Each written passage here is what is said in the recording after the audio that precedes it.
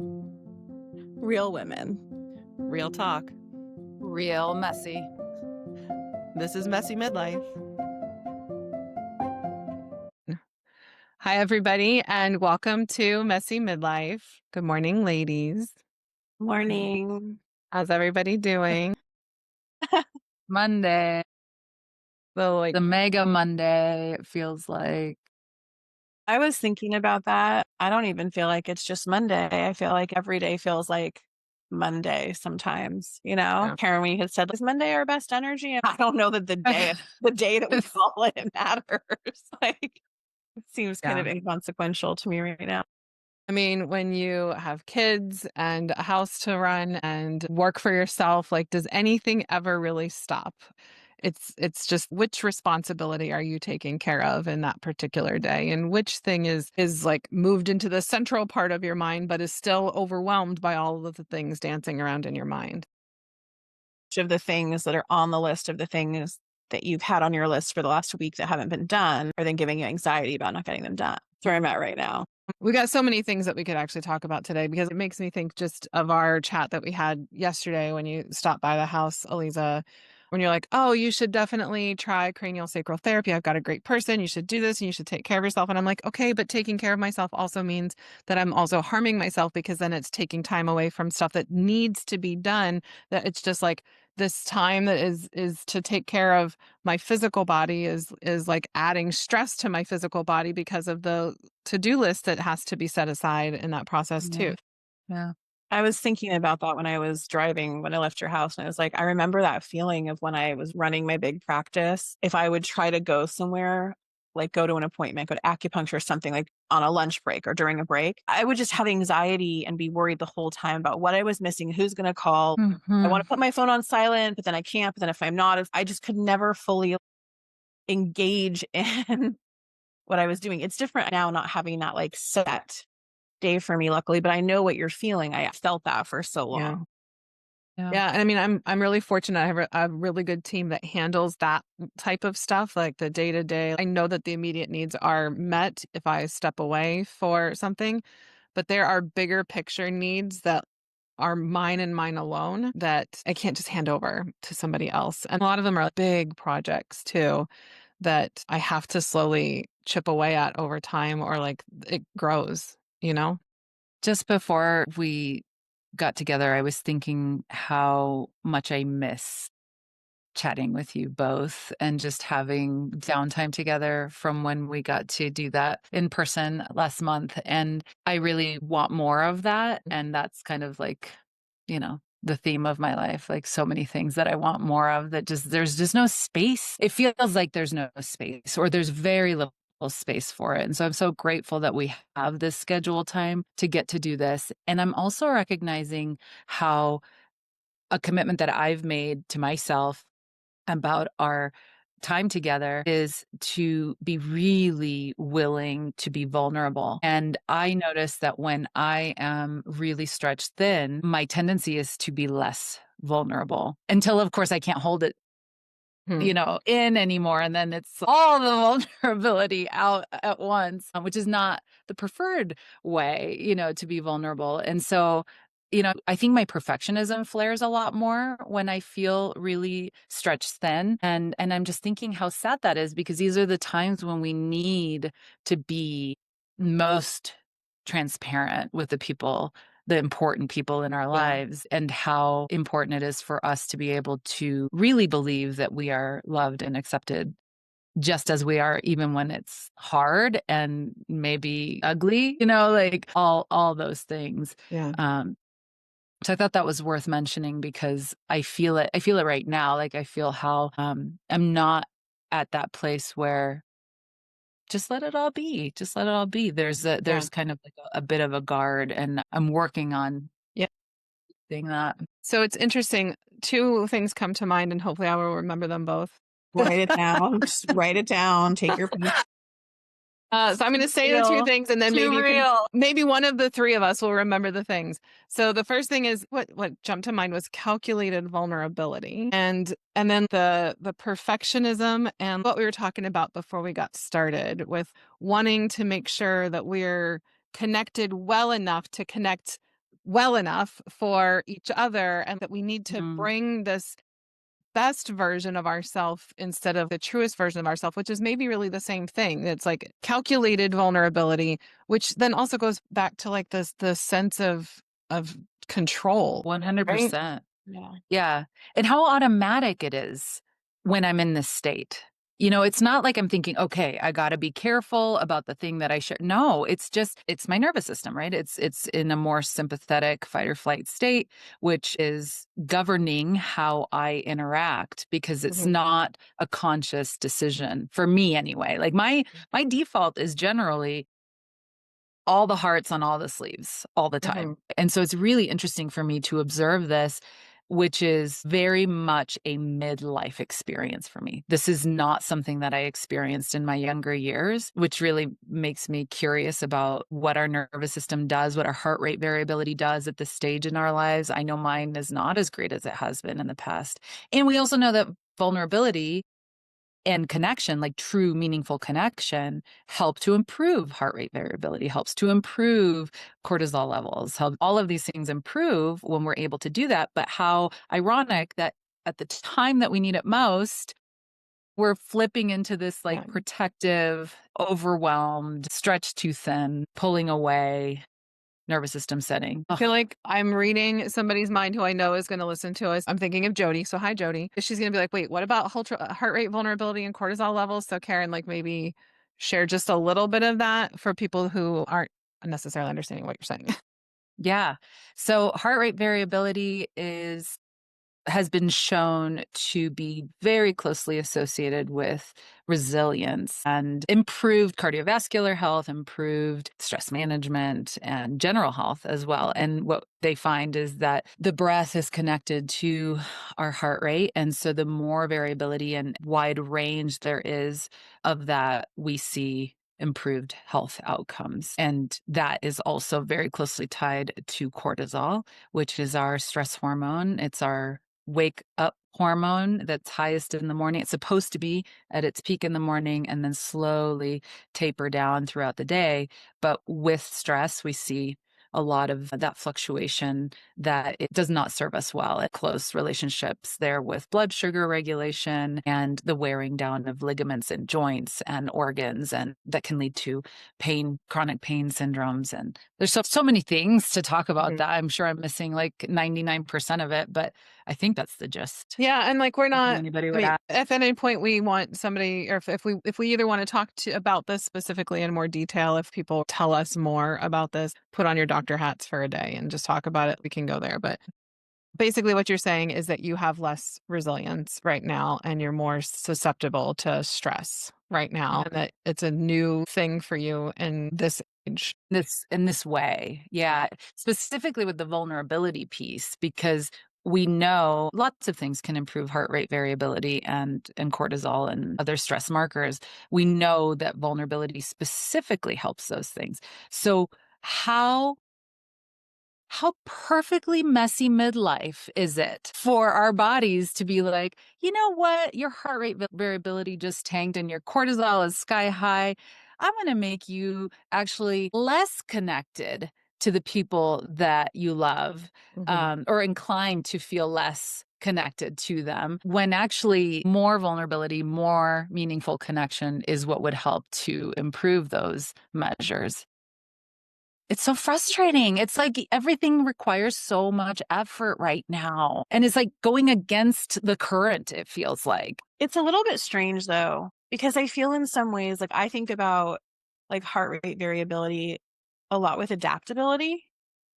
And I feel like as I have gotten older and come into this place of midlife, I am so much more adaptable and less rigid than I used to be, right? 100%. But on the total flip side, my mentally, I'm so much more adaptable, yet my body is so much less adaptable. And it just seems like a weird paradigm there. Paradox as Yeah, well. I'm there in one Yes. way, I'm better in one way, but not in the other. I don't know. I feel you I struggle with 100%. that a lot. 100%. I feel you totally and completely.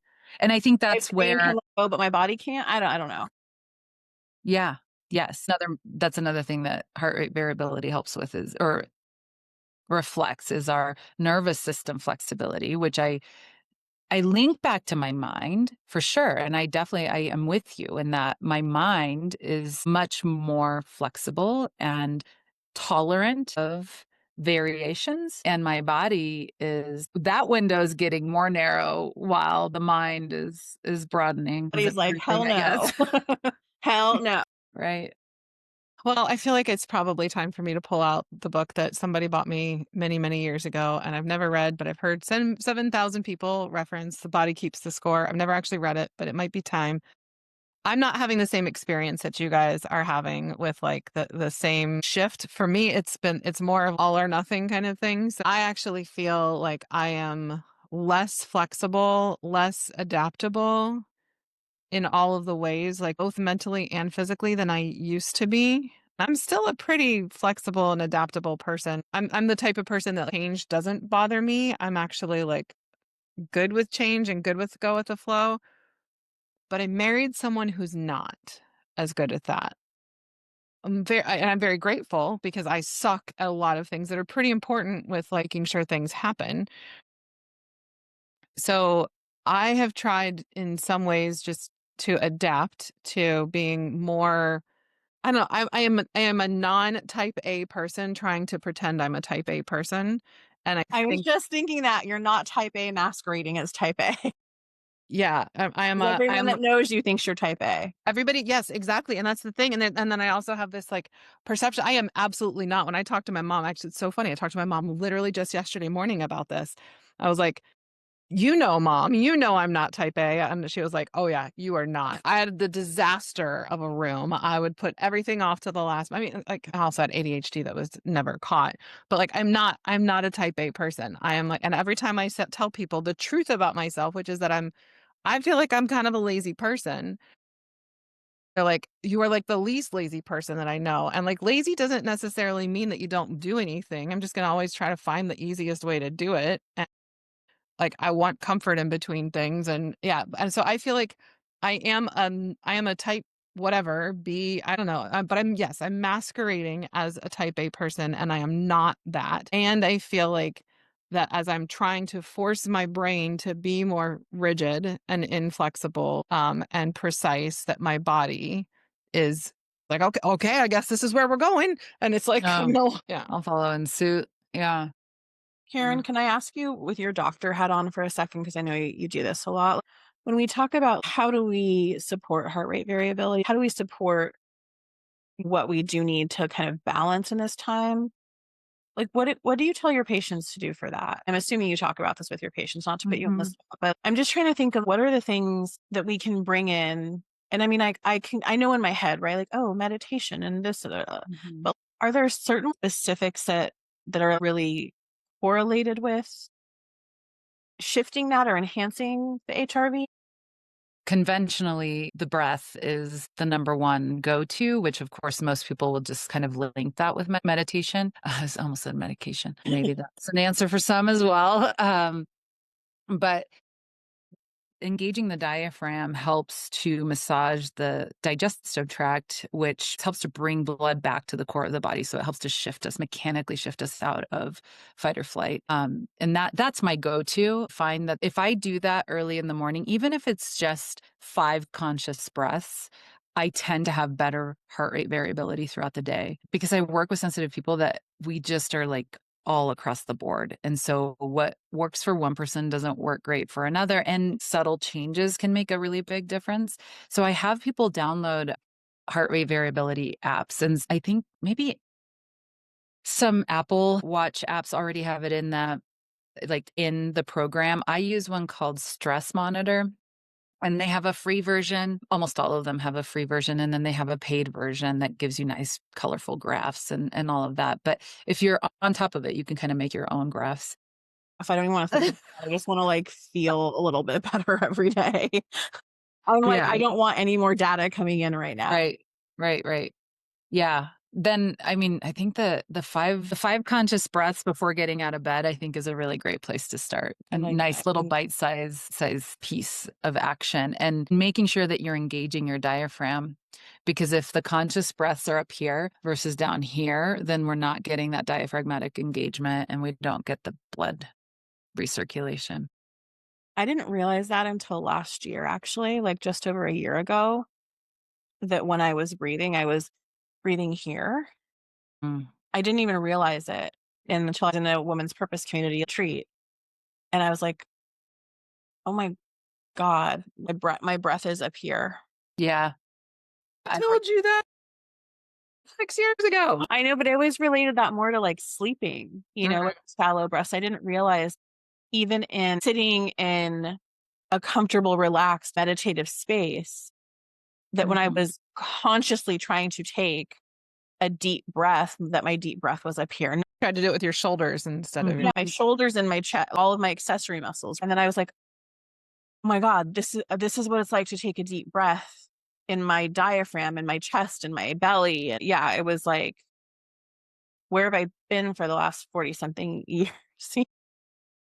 I so relate to Yeah. that. I remember the first time that I had a prolonged amount of like, it was a meditation that taught us how to do belly breathing, and I was lightheaded Yeah. because I was getting so much oxygen. And it made me think, "Oh my gosh, I've literally been suffocating for the first," I think it was about 25 at the time. 23 to 25 was when that came into my life, and it hit me really hard.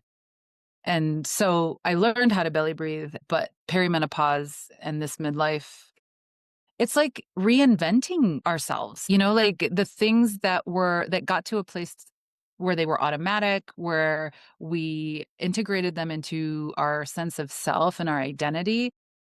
Full renovation, like it or not, here we go, right? Super frustrating. But there's also changes that have happened since then. So we're all old enough that we had some of our early introductions into these things for regulating our bodies and regulating our moods and our whatever states we're in before there was a smartwatch, which I am wearing, and before there was a smartphone. And so we had to actually have access to our own sensations in a way that we don't. So as soon as you brought up the apps, like the heart rate variability apps, I turned it on the notifications once and I was like, "Oh, this actually is making it worse because I'm Yeah. now stressed out about this notification that I'm getting that Mhm. my heart rate variability has dropped." And so then it added stress and then it made it worse. And I'm like, "How is this actually this thing that's designed to try and help me has made me hyper alert to something that Yeah. is now making it worse." That's what I was saying. There's too much data. I remember when I had my continuous glucose monitor and I unlocked my phone Mhm. so I could have my Dexcom app next to my bed when I sleep and my phone not lock on me. So if I happened to turn over in the middle of the night and open my eyes, I You could could see see my it. blood. And like that, somebody, I forget who I was talking to. It was actually a doctor I was seeing. And she was like, Aura rings are BS. You know if you got a good night's sleep or not. You don't need to stress yourself out looking at the data of how you sleep. Like when you wake up, you know if you slept well or you didn't. And I guess that's the place I'm totally in right now. And with a lot of my patients too, I'm like, we know what's happening in our bodies. Like we don't need to be looking at a screen to tell us all the time. I think it can be a good tool for interventions to know if something is working or not. And I completely agree. I turned off all of the alarms on mine because it is really stressful. Unless someone's like you need to stand up alert on the Apple Yeah. Watch and you're like, "Oh, okay, I'm going to go stand up." If we conceptualize it that way, "Oh, I'm on overload. My low heart rate variability, I'm going to take some deep belly breaths," then that could work, I suppose. But otherwise, it can feel super stressful, which is why I turn mine off as well. Well, and it's also just it's a distraction, and that's part of the challenge is that we are already too distractible, and so then it takes away your attention from the thing that you are tending to, and you either have to make a choice to tend to your device or yourself or this other thing that it's just the distraction also Yeah. is part of where Yeah. we're getting into these places. And I appreciate what you said, Jen, about, the more depleted we feel, the more inclined we are to want to control things.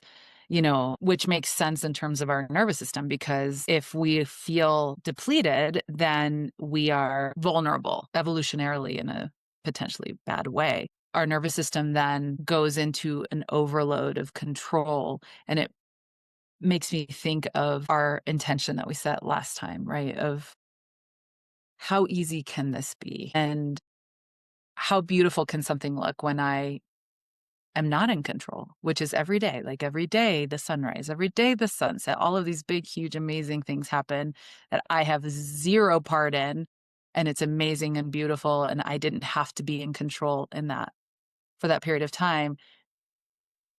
And when I am feeling really depleted and my nervous system is automatically pushing me into a place of feeling the need or the urge to control, how I am moving away from that, right? I'm moving away from ease. I'm moving away from the beauty, the potential beauty. And I think that awareness is really important, that I'm in a stage in my life right now where there's so many reasons why, but my body is defaulting back to this really stressed state, hormonally, environmentally, all of the things.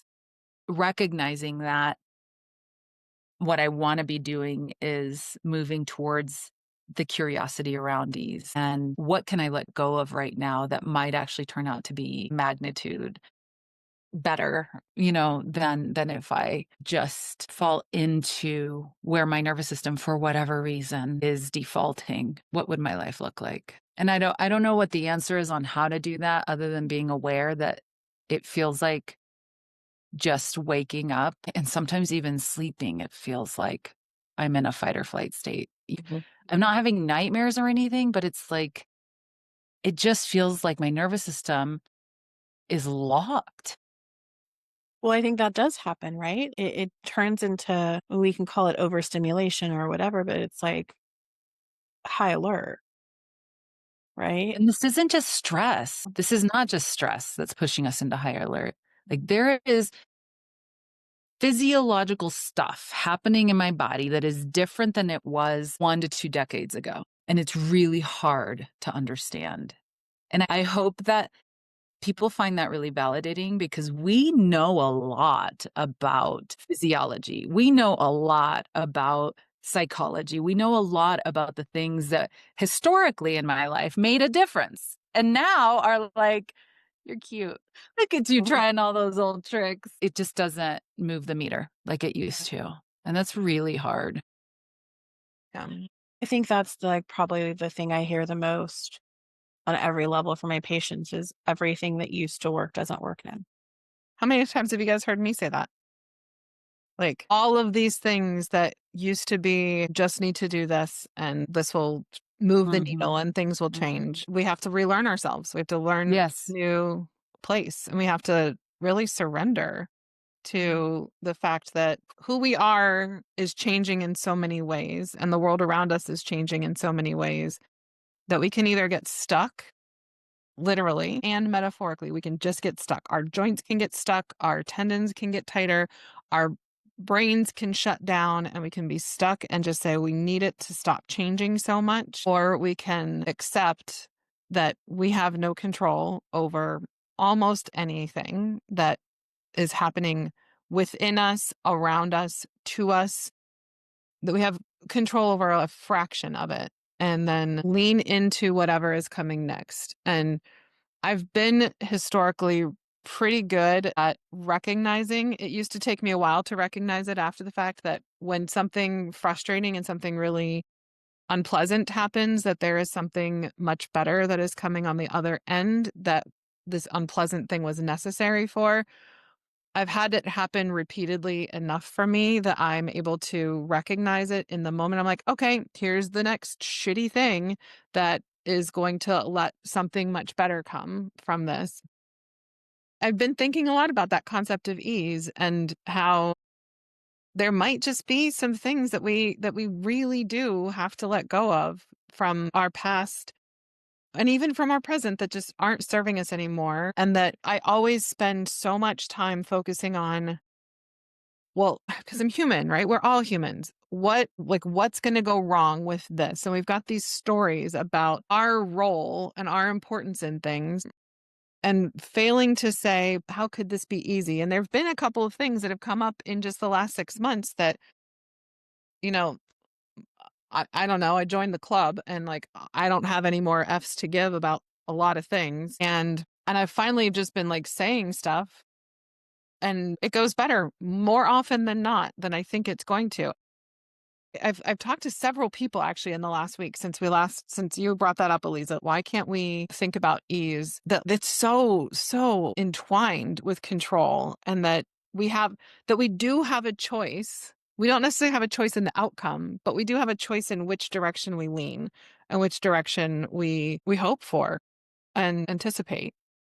We talked a little bit about it last week, and it's something I think you said it, Jen, and it's like something I always say to myself now, I think, which is part of the shift with more of that adaptability is I can stress about it, but it's not going to change the outcome. So I can spend all this energy stressing about something that isn't going to have any impact on what that outcome is, right? It's just making me miserable. But it's like in order to not have that, there has to be this trust. That's the thing I think about a lot is like I have to trust in order for things to flow with ease and in order to allow that space for that to happen. I think that's one of the hard things too, when you're like, sometimes we know enough not to trust, right? Or like, well, I've seen this where this has gone before. And so then we kind of keep ourselves stuck in that control Yeah.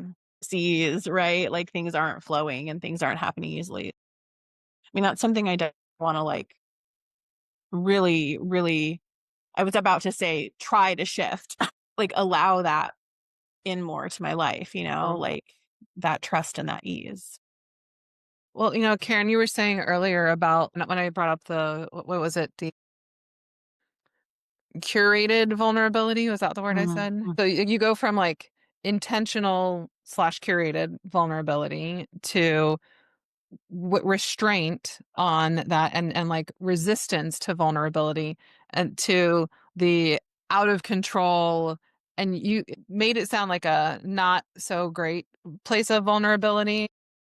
It's the most painful, I think, form of vulnerability, like when your body forces it because there's just no more tolerance for restraint, But you isn't that know? almost also the most truthful?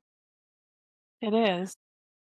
If it's not like curated or intentional and selective sharing, when you reach the point that you just can't hold it in anymore, that's when you can actually do something. It's like when I did yoga teacher training a long time ago, I got so mad at my teacher because he was said, it's only when we accept things as they are that change is even possible.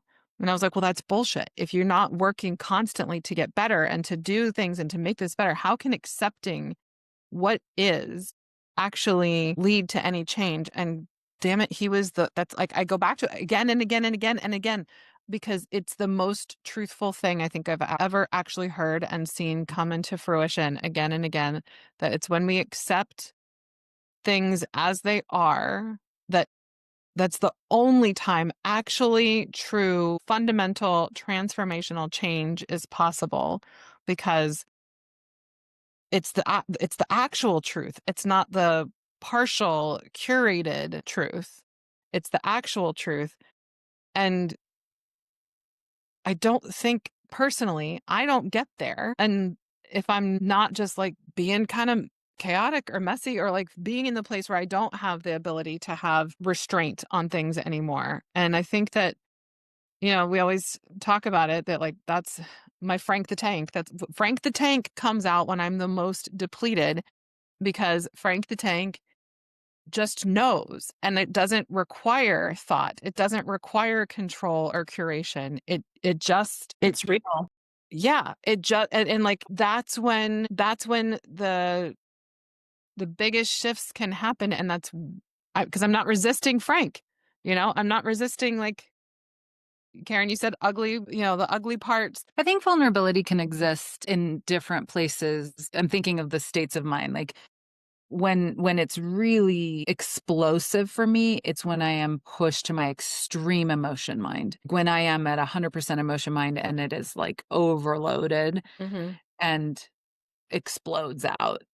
And vulnerability, I think for me, I've generally been very comfortable with vulnerability. And so I would like just titrate Mm. little bits of vulnerability throughout my life in situations that aren't like critical. And I know that I definitely have had very real and transparent vulnerability experiences or vulnerable experiences without it being explosive. I think for me, it explodes when it's like a direct relationship between the degree of resistance and the degree of the intensity of the explosion. So the more I'm resisting, the bigger the explosion is going to be. And I think that has been more the case in this season of my life. Right. Because I think I feel like I'm holding everything together, right? The kid, the work, the Yeah. marriage, parent, like Yeah. everything feels like it's our responsibility at this stage in our lives. And so there's just this across the board need to hold, which I feel like is an experience of restraint to some extent. Yeah. If I channel And it my is therapist right now, she would say, "So you think that you're being vulnerable and like that you're just letting it all out." And like that she would probably say, "I think what happens is you have maybe more controlled, thoughtful vulnerability, and then you have less controlled vulnerability, and then you start to try and control it all, and then you control it even more, and you never actually let it out. So you're still holding all the stuff in, but your body is sending you the to the place release to go." valve. It's the Yeah. release valve. Yeah. Yeah. So if I were to channel her, she would probably say, "Oh, you're missing it. You've got part of it, but you're missing the second half where you don't actually ever get to the big explosion of vulnerability. Your body becomes more vulnerable." Right. Emotionally, but your body does. Yeah. Your body expresses itself in that way. By itself for years. Like I knew that when I was diagnosed with Crohn's in my early 20s, I literally said, I'm not letting any of this stress out. And so my body's taking care of it for me.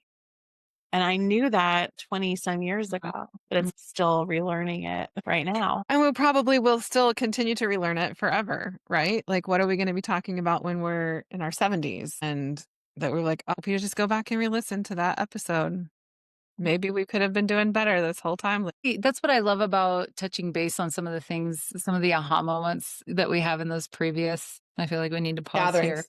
Or, What's happening? I don't know. I just feel like my body has been telling me something for so long. And I'm like, when is it going to get better? Like, I'm in so much pain sitting here right now. You guys, I woke up this morning with my knee hurting, waking up more than it's ever hurt being on it. And I'm keep staring at my foot right now, which is like this big.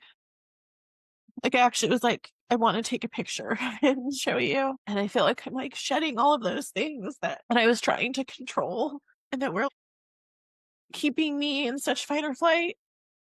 But my body's still like, haha, fuck you. And I just like saying that. Remember, I was 23 when I was diagnosed with Crohn's. And it's like knowing that was happening then, and I'm 47, it's still doing this in like so much more of an intense way. Like, give me diarrhea all day long instead of this, you know?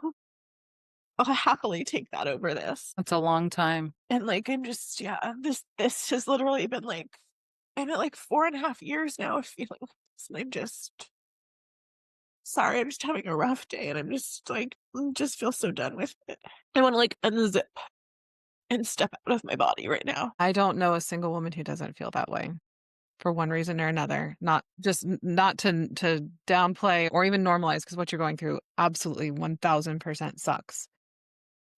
And this is one reason that I've leaned so hard into, of all types of therapy, acceptance and commitment therapy, that like we so many things that we go through in life, we're still trying to change, we're still trying to control. And like sometimes we need to just be like, there's no reason for this. We don't have to find a lesson from this. We don't have to have anything good from this. It can just suck.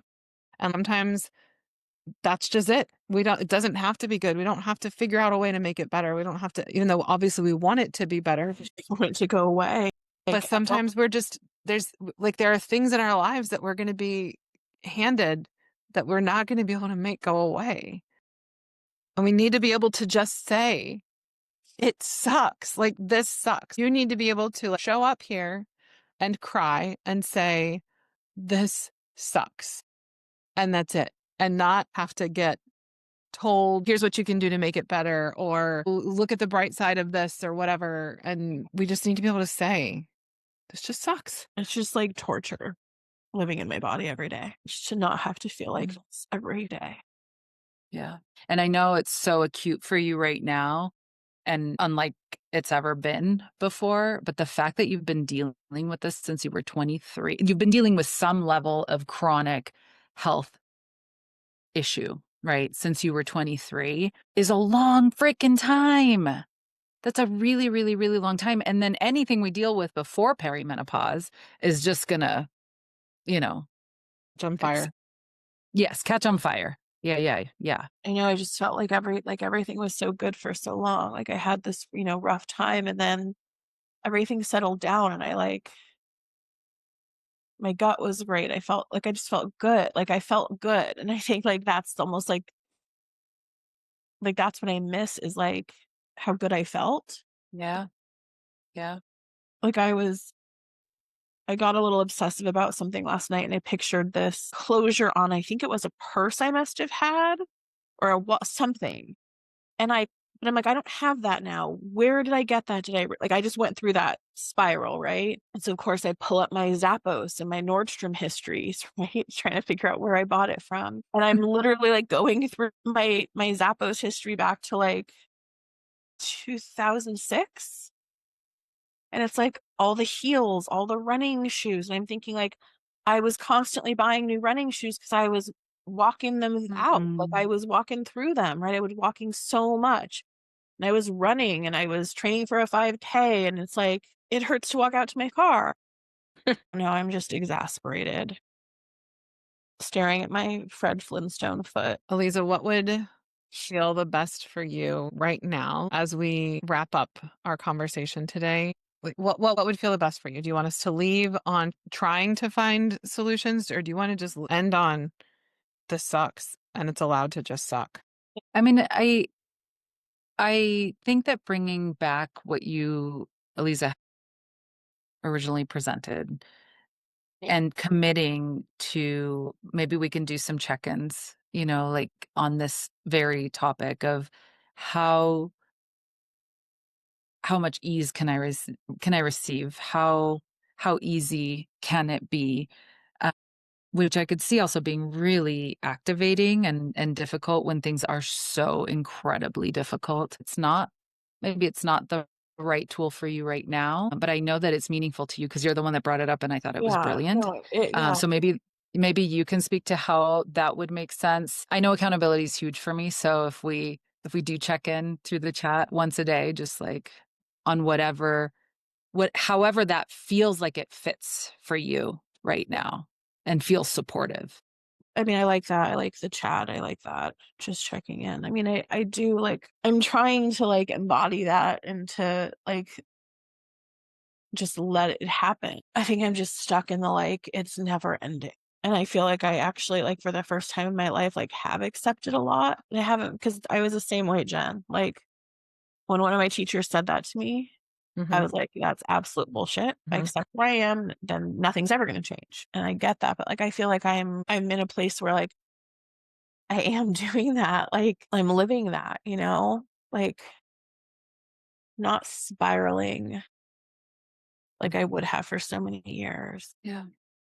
I don't know. I'm sorry. I'm just really frustrated. Yeah. Yeah. You get to be very frustrated. I understand. Well, I think we should wrap to let you go and just be in whatever this is. Thank Yeah. you. Sorry. All right. Love you guys. Love you. You.